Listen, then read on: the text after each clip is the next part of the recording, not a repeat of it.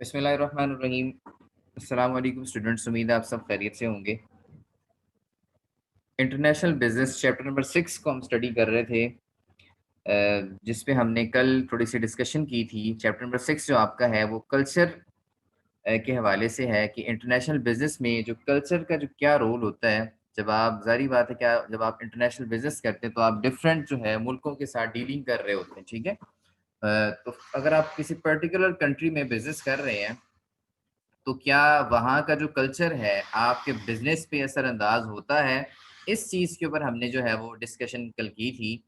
तो ज़ाहिर बात है अगर आप किसी कंट्री में बिज़नेस कर रहे हैं तो वहाँ की सकाफ़त को, वहाँ की तहज़ीब को, वहाँ के लोगों की पसंद-नापसंद को, टेस्ट को, वांट्स को आपको मद्देनज़र रख के वहाँ पे बिज़नेस करना होगा। अगर आप वहाँ के लोगों का कल्चर, वहाँ की कस्टम्स, वहाँ की रिवायात को, वहाँ की ट्रेडिशंस को कंसिडर नहीं करते तो आप जो है उस कंट्री में, उस पर्टिकुलर कंट्री में आप अपना बिज़नेस जो है वो सक्सेसफुल नहीं बना सकते। तो कल्चर का बहुत ज़्यादा रोल होता है आपके इंटरनेशनल बिज़नेस में।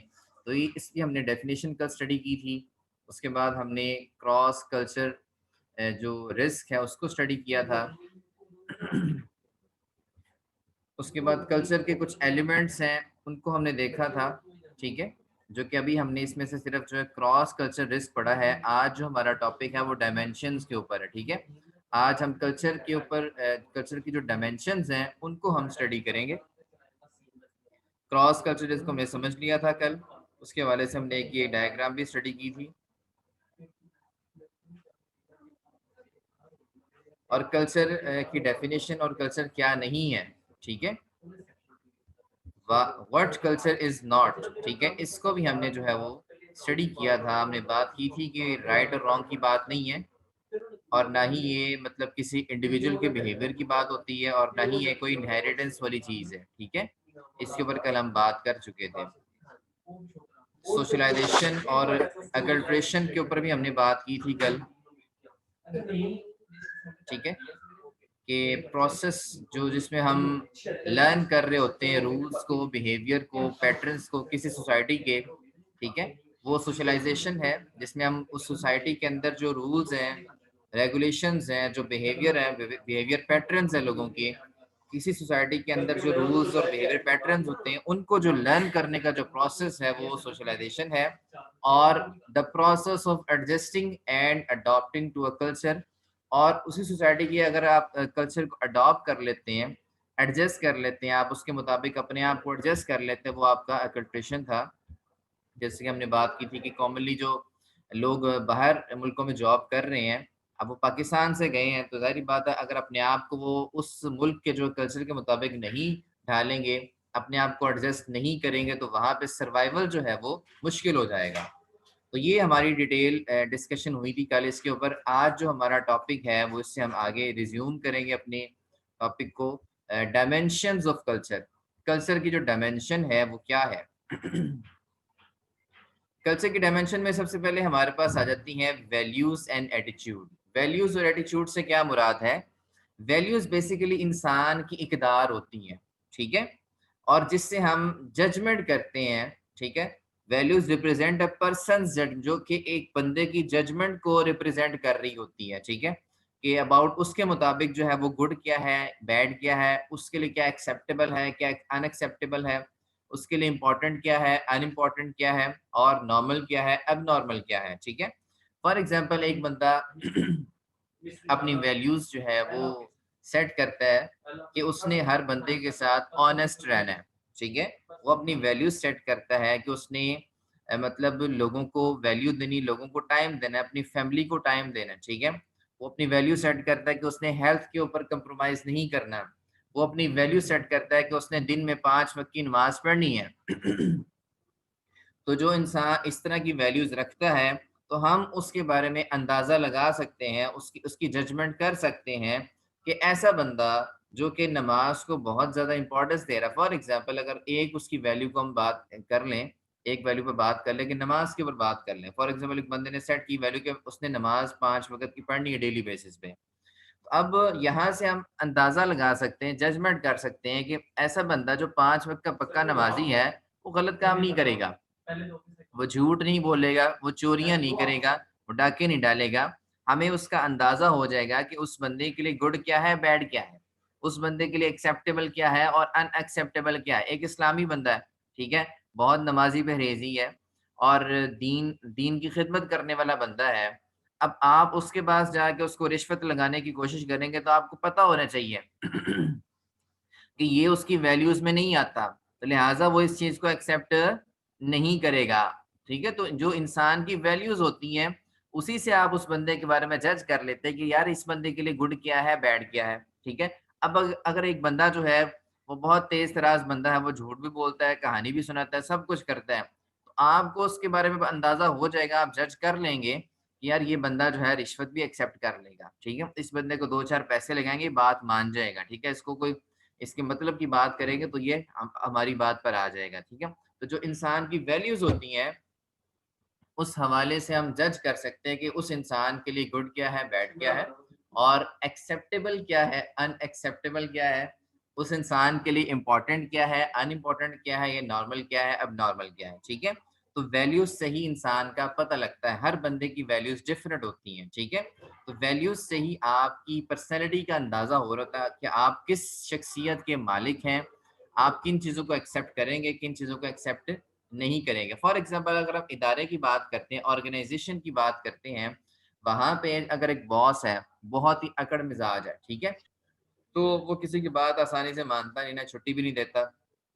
तो उसकी वैल्यूज़ हैं कि सबको दबा के रखना है, मतलब टाइट करके रखना है, किसी को जो है फ्रीडम नहीं देनी। तो फ्रीडम ऑफ स्पीच एक कॉन्सेप्ट है, वो भी नहीं है वहाँ पे, मतलब कोई अपनी आज़ादी से बोल भी नहीं सकता। तो वहाँ पे आप अंदाज़ा लगा सकते हैं कि यार इस बंदे के लिए कौन-सी चीज़ एक्सेप्टेबल है, कौन-सी चीज़ अनएक्सेप्टेबल है, ठीक है? आपको उसके मूड के मुताबिक ही चलना पड़ेगा, ठीक है?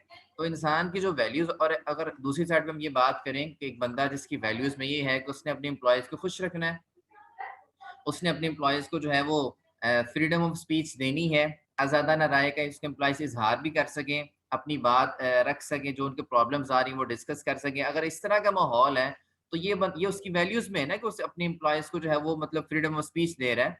अपने एम्प्लॉइज़ के लिए जो है वो मतलब उसने दरवाज़ा ओपन रखा हुआ है, कोई भी आके फ्रीली उससे डिस्कशन कर सकता है, प्रॉब्लम डिस्कस कर सकता है, तो ये उसकी वैल्यूज़ में है। अब यहाँ से हम अंदाज़ा लगा सकते हैं कि वो बंदा जो है उसके लिए क्या इम्पोर्टेंट हो सकता है, क्या इम्पोर्टेंट नहीं है, क्या एक्सेप्टेबल है उसके लिए, क्या एक्सेप्टेबल नहीं है, ठीक है?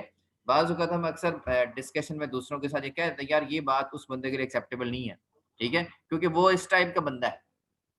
अक्सर औक़ात हम नॉर्मल रूटीन में बात करते हैं कि यार ये जो बात है ना, ये वो बंदा नहीं मानेगा, क्योंकि वो बंदा इस टाइप का है ही नहीं, ठीक है? या हम अक्सर यूँ बात कहते हैं कि यार वो बंदा इस टाइप का ही है, उसको तुम 2 पैसे दोगे बात मान जाएगा तो उसके लिए एक्सेप्टेबल है, क्योंकि उसकी वैल्यूज़ भी उस तरह की हैं। तो जिस तरह की इंसान की वैल्यूज़ होती हैं ना, उसने अपनी वैल्यूज़ सेट की होती हैं, तो वो वहाँ से हम उसकी पर्सनैलिटी को जज कर सकते हैं, जजमेंट कर सकते हैं कि उसके लिए क्या अच्छा है, क्या बुरा है, क्या उसके लिए एक्सेप्टेबल है, क्या एक्सेप्टेबल नहीं है, क्या इम्पोर्टेंट है, क्या अनइम्पोर्टेंट है, क्या नॉर्मल है, क्या एबनॉर्मल है, ठीक है? तो values are the basis of our motivation and behaviour, ठीक है? ये बेसिकली बेसिस होती है हमारी मोटिवेशन की और बिहेवियर की। तो ये वैल्यूज़ हो गया, उसके बाद जो एटीट्यूड है, एटीट्यूड बेसिकली होती है आपकी सिमिलर टू होते हैं opinions but are often unconsciously held and may not be based on logical facts. तो एटीट्यूड बेसिकली आपके रिज़ेम्बल कर रहे हैं, सिमिलर है ओपिनियंस, ओपिनियन से मुराद मशवरे। अब मशवरे जो हैं वो बाज़-औक़ात आप इस तरह के भी हो सकते हैं किसी बंदे के, ठीक है? जो कि अनकॉन्शियसली आप दे देते हैं, ठीक है? आप बेखबरी में जो है वो मतलब मशवरा देते हैं, आप चीज़ों को नहीं रैशनल होके नहीं देख रहे होते, आप लॉजिकल फैक्ट्स को जो है वो सामने नहीं कंसिडर कर रहे होते, रैशनैलिटी का जो है मुज़ाहिरा नहीं कर रहे, ठीक है? अगर आप जो है लॉजिकल फैक्ट्स के बगैर अनकॉन्शियसली जो है वो अपनी राय का इज़हार कर रहे हैं, अपनी ओपिनियंस का इज़हार कर रहे हैं, तो ये आपके एटीट्यूड को शो कर रहा है। कि आपका एटीट्यूड जो है वो किस तरह से है कि आप जो है वो आपकी ओपिनियंस किस तरह से, आपकी राय-दही किस तरह से है, क्या आप जो है लॉजिकल फैक्ट्स को सामने रख के दे रहे हैं या बाज़-औक़ात ऐसा भी हो सकता है कि आप जो है बेखबरी में चीज़ों को बरोए-कार लाए बगैर, चीज़ों को लॉजिकली देखे बगैर आप जो है कोई अपनी राय का इज़हार कर देते हो, तो यहाँ से इंसान के एटीट्यूड का भी पता लगता है, ठीक है? तो बहरहाल वैल्यूज़ भी और एटीट्यूड भी, ये दोनों चीज़ें इंपॉर्टेंट हैं इंटरनेशनल बिजनेस में। जब आप कल्चर की बात कर रहे होते हैं, किसी भी कंट्री के अगर कल्चर की बात कर रहे हैं, सकाफत की बात कर रहे हैं, तो वहाँ के जो लोग हैं उनकी वैल्यूज़ का, उनके एटीट्यूड का आपको अंदाज़ा होना चाहिए, ठीक है? तो ये कल्चर की डायमेंशंस में सबसे पहली बात है कि आपको लोगों की वैल्यूज़ का, उनकी इक़्तिदार का और उनके एटीट्यूड का, कि वो किस तरह से रिएक्ट कर रहे हैं, किस तरह से उनकी व्यूज़ हैं, किस तरह से उनकी ओपिनियंस हैं, ठीक है? उनके एटीट्यूड्स का भी पता होना चाहिए। और बाज़ वक़्त अक्सर हम बात करते हैं, इस बंदे का एटीट्यूड नहीं अच्छा, ठीक है? या इस बंदे का एटीट्यूड बहुत अच्छा है, ठीक है? अक्सर वक़्त हम बात कर रहे होते हैं, तो ये बेसिकली हम जो है वो ओपिनियंस की बात कर रहे होते हैं उसमें, कि वो बंदा जो है वो किस तरह से उसकी ओपिनियन होती है, या वो किस तरह से जो है वो रिएक्ट करता है, या किस तरह से वो जो है वो चीज़ों को लेके चल रहा है। हर बंदे का एटीट्यूड अलग होता है। कोई बंदा बहुत ही रिजिड होता है, कोई बंदा बहुत ही सॉफ्ट कॉर्नर रखने वाला होता है, ठीक है? हर बंदे का एटीट्यूड जो है वो एक-दूसरे से डिफरेंट होता है, ठीक है? तो वैल्यूज़ और एटीट्यूड का आपको पता होना चाहिए जब आप जो है किसी कल्चर का हिस्सा बनने जा रहे हो, या वहाँ पे आप अपने बिज़नेस को स्प्रेड करना चाह रहे हो, ठीक है? तो उसके बाद नेक्स्ट हमारे पास आता है मैनर्स एंड कस्टम। मैनर से मुराद तौर तरीके हैं जो आप किसी भी सिचुएशंस में जो है वो शो कर रहे होते हैं। Manners and custom are the ways, ये बेसिकली वेज हैं of behaving and conducting oneself in public and business situation, ठीक है? ये बेसिकली वेज हैं कि किस तरह से एक बंदा बिहेव कर रहा है पब्लिक में, और किस तरह से वो बिहेव कर रहा है एक बिजनेस सिचुएशन में, ठीक है? तो ये मैनर्स एंड कस्टम्स ही हैं जो कि आपको आपको आपकी पर्सनैलिटी को जो है वो ज़ाहिर कर रहे होते हैं कि आप पब्लिक प्लेस पे या फिर एक बिज़नेस सिचुएशंस में किस तरह से जो है अपनी तौर तरीकों का या रिवायात का मुज़ाहरा कर रहे होते हैं, ठीक है? अब ये जो इलाका अगर चेंज होता है ना, तो उसके साथ ये भी चेंज हो जाते हैं, ठीक है? आपको पता है पाकिस्तान के जो कस्टम्स हैं, रिवायात और हैं, इंडियंस की और हैं, अमेरिकन्स की और हैं, अफ्रीकन्स की और हैं, ठीक है? यूरोपियन कंट्रीज़ जो हैं, वहाँ पे रिवायात जो हैं, मैनर्स हैं और हैं, ठीक है? तो हर जगह जो बिजनेस एनवायरनमेंट है वो भी डिफरेंट है, ठीक है? और जो आम पब्लिक का एनवायरनमेंट है वो भी डिफरेंट है, ठीक है?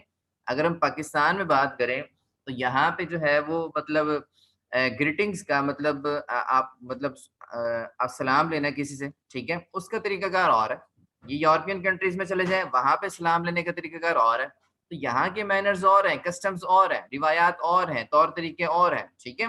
तो ये basically business point of view से इसको अगर हम स्टडी करें, तो मैनर्स एंड कस्टम वो चीज़ें हैं, ये वो बिहेवियर्स हैं जो कि आप पब्लिक में या किसी बिज़नेस सिचुएशंस में शो कर रहे होते हैं, ठीक है?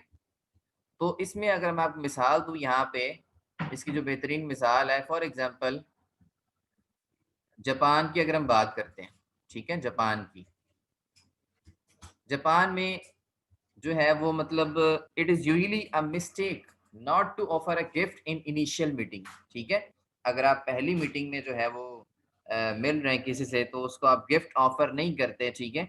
तो ये नॉर्मल मिस्टेक वहाँ पे कंसिडर की जाती है। या अगर आप किसी बॉस से मिल रहे हैं, किसी बड़े बंदे से मिल रहे हैं, तो अगर आप गिफ्टिंग नहीं कर रहे, ठीक है?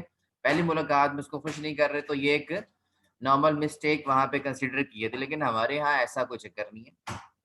उसके बाद एक और एग्ज़ाम्पल हम लेते हैं यहाँ पे, हैंड शेकिंग मतलब हाथ मिलाने का तरीका, ठीक है? हाथ मिलाने के डिफरेंट तरीके हो सकते हैं। लिम्प हैंडशेक होता है, एक लोग होते हैं वो लंगड़ा अपने हाथ को लंगड़ा के सलाम ले रहे होते हैं, ठीक है? एक होता है फर्म हैंडशेक, मतलब लोग बड़े ज़बरदस्त तरीके से आपका हाथ पकड़ते हैं पूरी तरह, और फिर आपसे सलाम लेते हैं, आपकी आधी बाजू हिला देते हैं, ठीक है? और एक होता है एल्बो ग्रास्पिंग हैंडशेक, ठीक है? जो एल्बोज़ को आप जो है अपनी जो कोहनियों वगैरह तक जो है वो टच करते हैं, ठीक है? उसके बाद फिर आप सलाम लें, अपने हाथ नहीं मिला रहे होते। पूरी कोहनियों को आप जो है टच करते हैं और इस तरह सलाम लेते हैं। तो सलाम लेने के डिफरेंट तरीके हैं, हाथ लंगड़ा के सलाम लेना और पूरे ज़बरदस्त तरीके से हाथ पकड़ के अगले का सलाम लेना। असल तरीका तो वही है कि आप पूरे हाथ को हाथ से मिलाएँ, फिर सलाम लें। लेकिन ये जो है जब आपका कल्चर चेंज होता है, तो ये चीज़ें भी आपकी चेंज हो जाती हैं, ठीक है? अब बाज़ औक़ात ऐसी जगह भी हैं जहाँ पे आपको हाथ मिलाने वाला कॉन्सेप्ट मिलेगा ही नहीं, ठीक है? अब नॉर्मल यूरोपियन कंट्रीज़ में क्या करते हैं, वो एक-दूसरे के चीक्स पे जो है वो किस करते हैं और इस तरह से वो मतलब ज़ाहिर करते हैं वो सलाम ले रहे हैं, ठीक है? ये उनका सलाम लेने का तरीका है, यूरोपियन कंट्रीज़ में ऐसा होता है, ठीक है? तो लेकिन हमारे यहाँ इस तरह का कॉन्सेप्ट नहीं है। तो ये बेसिकली डिफरेंट, जब इलाका चेंज होता है, कल्चर चेंज होता है, तो ये जैसे आपके जो मैनर्स हैं, जो कस्टम्स हैं, ये भी आपके साथ साथ जो है वो चेंज होते हैं। बाज़ औक़ात सलाम इंडिया में अगर हम देख लें, ठीक है, इंडिया में लोग क्या करते हैं, दोनों हाथों को जो अपने बुलंद करके अपने सीने के सामने रखते हैं और फिर नमस्ते कह देते हैं, ये उनका सलाम लेने का तरीका है। तो हर कल्चर डिफरेंट है, ठीक है, वहाँ की मैनर्स, वहाँ की जो कस्टम्स हैं वो डिफरेंट है। सलाम लेने के कितने तरीके मैंने आपको बता दिए, ये वेरी कर रहे हैं कल्चर टू कल्चर, ठीक है। जैसे कल्चर चेंज होगा, वहाँ के आगे मैनर्स हैं, वहाँ की जो रिवायात है वो भी चेंज हो जाएंगी, और वहाँ के लोगों का एटीट्यूड, वहाँ की वैल्यूज लोगों की वो भी चेंज होगी, ठीक है। आपने इन चीजों को समझना है, आपने इन कल्चर की तमाम डायमेंशंस को समझना है, अगर आप जो है अपना सक्सेसफुल बिजनेस जो है वो कंटिन्यू रखना चाहते हैं। आप अपने बिजनेस को कंटिन्यू रखना चाहते हैं, अच्छे तरीके से करना चाहते हैं, तो आपको इन चीजों को मद्देनजर रखना होगा। उसके बाद एक कॉन्सेप्ट आपका लेकिन सर इनके पीछे परसेप्शन ऑफ टाइम। अच्छा, इसमें नेक्स्ट जो है आपका, ये देखें, आप देख सकते हैं कि उसने आइसबर्ग बनाया हुआ है, ठीक है। इसको मैं पीछे लेके जाता हूँ, आइसबर्ग बनाया, इसको आप जो है थोड़ा सा देख सकते हैं डिटेल से। कुछ चीज़ें जो हैं वो आपके सामने बिल्कुल विजिबल होती हैं, जैसे कि फाइन आर्ट्स है, ठीक है, हाई कल्चर है, जैसे कि लिटरेचर है, जैसे कि ड्रामा है, क्लासिकल म्यूजिक है, ठीक है। आप डिफरेंट इंग्लिश ड्रामाज या सॉन्ग्स या इंडियंस हैं वो भी देख सकते हैं। ये चीज़ें आपके सामने जो कल्चर की विजिबल है, ठीक है। कुछ चीज़ें ऐसी होती हैं जो बिल्कुल विजिबल नहीं होती, लेकिन आप उनसे अवेयर होते हैं, जैसे कि फ़ोल्क कल्चर है, रिलीजन है, ह्यूमर है, एटिकेट है, फ़ोल्क डांसिंग है, पॉपुलर म्यूज़िक है, cooking, rites of passage, diet और courtship practice. Courtship practice basically होती है जी कि एक जोड़ा जिसकी शादी होने वाली है, शादी होने से पहले जो लड़का और लड़की में जो मतलब बातें होती हैं, उसको हम कोर्टशिप प्रैक्टिस कहते हैं, ठीक है? तो ये चीज़ें आपको इन चीज़ों से पता है कि हर जगह इस तरह से होती हैं, और ड्रेसेस वगैरह। तो उसके बाद आती है डीप कल्चर। डीप कल्चर ऐसी चीजें होती हैं कि जिनसे आप अनअवेयर होते हैं, ठीक है। जब तक आप उस कल्चर का हिस्सा नहीं बन जाते, जब तक आप उस कल्चर में इन्वॉल्व नहीं हो जाते, आप जो है इन चीजों को नहीं जान सकते कि वहाँ पे ग्रीटिंग रिचुअल्स क्या है, ठीक है। वहाँ पे जेंडर रोल्स, जैसे कि हमने अभी बात की, इस्लाम लेने की बात की, ठीक है। तो एरिया वाइज जो है आपका इस्लाम लेने का तरीकाकार भी चेंज हो जाता है, ठीक है। फैमिली के रिलेशनशिप किस तरह से है, ठीक है, कन्वर्सेशनल पैटर्न्स किस तरह से। तो ये वो चीजें हैं, ये वो एरिया है कि जो डीप कल्चर है, इससे आप अनअवेयर होते हैं। उस वक्त तक अनअवेयर है जब तक आप उस कल्चर का बाकायदा तौर पर हिस्सा नहीं बन जाते, या उस कल्चर को समझ नहीं लेते, उसमें इन्वॉल्व नहीं हो जाते, ठीक है। तो पहले जो हमने चीजें देखी हैं, इनसे तो आप, ये कुछ चीजें विजिबल हैं आपके सामने, हर जगह हर किसी को पता है, ठीक है। ये कुछ चीजें जो है आपके सामने, आप उनसे अवेयर होते हैं, ठीक है। और कुछ चीजें जिनसे आप अवेयर नहीं होते जब तक कि आप उस कल्चर का हिस्सा नहीं बन जाते, ठीक है। तो इसमें काफी सारी चीजें लिखी हैं। नेक्स्ट हमारे इसमें इंपॉर्टेंट पॉइंट है perception of time. Perception of time से मुराद क्या है, ये टाइम का बहुत स्ट्रॉन्ग इन्फ्लुएंस होता है आपके बिजनेस पे, टाइम का बहुत स्ट्रॉन्ग जो है वो असर होता है आपके बिजनेस के ऊपर, क्योंकि ये लोगों की एक्सपेक्टेशंस, लोगों की तवक्कुआत जो प्लान के हवाले से होती हैं उसको अफेक्ट कर रहा होता है, ठीक है। लोगों की शेड्यूलिंग को अफेक्ट कर रहा होता है, प्रॉफिट फ्लोज को अफेक्ट कर रहा होता है, ठीक है। और promptness in arriving for work and meetings, ठीक है, उसको अफेक्ट कर रहा होता है। तो टाइम का बहुत जगह पे रोल प्ले होता है, ठीक है। तो टाइम से हम जान छुड़ा नहीं सकते। बिजनेस में जो है ये इसका बहुत असर असर होता है। तो इसमें अब जब आपने प्लानिंग करनी है, कहीं पे आपकी शॉर्ट टर्म प्लानिंग है, कहीं पे आपकी लॉन्ग टर्म प्लानिंग है, ठीक है। तो ये हर जगह पे एक जैसा एक तरह की प्लानिंग नहीं होती, ठीक है। अब अगर हम देखते हैं, कुछ लोग अपने बिजनेस में जो साल बाद प्रॉफिट जो है वो देखते हैं कितना हुआ है, कुछ लोग देखते हैं जी क्वार्टरली प्रॉफिट कितना हुआ है, ठीक है। वो ज्यादा कॉन्शियस होते हैं अपने बिजनेस के हवाले से। तो प्लानिंग की जब हम बात कर रहे होते हैं, शेड्यूलिंग की बात कर रहे होते हैं, प्रॉफिट फ्लोज की बात कर रहे होते हैं, कुछ लोग प्रॉफिट फ्लो साल बाद देखते हैं, कुछ देखते हैं हमारा सेमी एनुअल कितना प्रॉफिट है, कुछ देखते हैं जो बहुत ही ज्यादा कॉन्शियस होता है अपने बिजनेस, वो देखते हैं हमारे क्वार्टरली प्रॉफिट कितना है, ठीक है। जैसे कि यूएस में बहुत सारी कंपनीज ऐसी हैं जो क्वार्टरली प्रॉफिट भी मतलब निकालते हैं, ठीक है। एनुअली तो निकालते ही निकालते हैं, क्वार्टरली भी निकाल रहे होते हैं, ठीक है। और मतलब कौन किस टाइम पे काम पे आ रहा है, ठीक है, या फिर मीटिंग्स के टाइम क्या है। तो ये सारी चीजें जो है वो असरअंदाज हो रही होती हैं। इसका बहुत इन्फ्लुएंस होता है टाइम का आपके बिजनेस के ऊपर, प्लानिंग के हवाले से, शेड्यूलिंग के हवाले से, या फिर प्रॉफिट फ्लोज के हवाले से, या फिर arrival at the work place के हवाले से, या मीटिंग्स के हवाले से, ठीक है। उसमें जापानीज की उन्होंने आगे मिसाल दी है कि Japanese managers tend to prepare the strategic plan for long periods such a decade, कि जापान में जो मैनेजर्स हैं वो 10-10 साल के लिए जो है प्लानिंग कर रहे होते हैं इकट्ठी, ठीक है। लेकिन अगर हम वेस्टर्न कंपनीज की बात करें, हम मगरबी कंपनी की बात करें, तो वो शॉर्ट टर्म के लिए प्लानिंग कर रहे होती हैं, टिपिकली आप फ्यू ईयर्स, ठीक है। वो 10-10 20 साल के लिए प्लानिंग नहीं करते, वो शॉर्ट टर्म के लिए प्लानिंग कर रहे हैं। अब आपने देखा कि कल्चर डिफरेंट है। जापान के जो मैनेजर्स हैं कंपनीज के, वहां पे प्लानिंग लंबे अरसे के लिए हो रही है। लेकिन अगर हम बात करते हैं वेस्टर्न कंपनीज की, वहां पे जो प्लानिंग है वो थोड़े अरसे के लिए हो रही है। तो some societies are more oriented to the past, other to the present and still others to the future, ठीक है। फिर कुछ सोसाइटीज ऐसी होती हैं जो मतलब अपने पास्ट को बहुत ज्यादा फोकस करती हैं, अपनी जो वो अपनी ट्रेडिशंस हैं, अपने जो कस्टम्स हैं, उस विजडम है, उसको ज्यादा बरोकार लाती हैं, उसको ज्यादा फोकस करती हैं। और कुछ सोसाइटीज जो होती हैं जो अपने प्रेजेंट पे बहुत ज्यादा फोकस कर रही होती हैं, और कुछ सोसाइटीज जो है वो अपने फ्यूचर पे फोकस कर रही होती हैं। इस हवाले से जो है ये उनकी प्लानिंग भी जो है वो डिफरेंट होती है, ठीक है। कुछ की प्लानिंग जो है वो शॉर्ट टर्म होती है, कुछ की प्लानिंग लॉन्ग टर्म होती है। तो ये एरिया वाइज जो है, कल्चर वाइज जो है चीजें डिफर कर रही होती हैं। तो आपने इनको भी समझना है कि आप जहाँ पे बिजनेस कर रहे हैं, वहाँ पे परसेप्शन ऑफ टाइम क्या है, वहाँ के लोग जो है वो किस तरह से चलते हैं, वहाँ के लोगों की टाइम शेड्यूलिंग क्या है, ठीक है। तो उस हवाले से आप जो है उस तरह से अगर काम करेंगे तो फिर आप कम्पीट भी कर सकेंगे, ठीक है। जैसे कि हम यहाँ बात करते हैं जी, मोनोक्रॉनिक। मोनोक्रॉनिक से मुराद क्या होता है? A rigid orientation to time in which the individual is focused on schedules, punctuality and time as a resource, ठीक है। मोनोक्रॉनिक बेसिकली क्या होता है कि यहाँ पे आप जो है मतलब थोड़े से रिजिड होते हैं, सख्त होते हैं, ठीक है। आप जो है ज्यादा फोकस कर रहे होते हैं अपने शेड्यूल्स पे, अपनी पंक्चुअलिटी पे, ठीक है, और अपने टाइम के रिसोर्स पे, आपके पास टाइम कितना अवेलेबल है, ठीक है। इन चीजों पे आप ज्यादा फोकस कर रहे होते हैं, ठीक है। इसकी उसने मिसाल दी यहाँ पे कि जैसे कि ऑस्ट्रेलिया और कनाडा है, या यूनाइटेड स्टेट्स है, वहाँ पे जो है वो प्रेजेंट पे ज्यादा फोकस करते हैं। वो अपने पास्ट और फ्यूचर की बजाय वो प्रेजेंट पे ज़्यादा फ़ोकस कर रहे होते हैं कि आजकल अगर वो देखते हैं कि जो एम्प्लॉयी है वो पंक्चुअल है या नहीं है, ठीक है? आज हमारे पास टाइम का रिसोर्स कितना है, ठीक है? प्रेजेंट की बात कर रहे हैं, शेड्यूल्स की बात कर रहे हैं, ठीक है? They tend to have a monochronic orientation to time, rigid orientation in which the people are focused on schedules, punctuality as a time as a resource, ठीक है?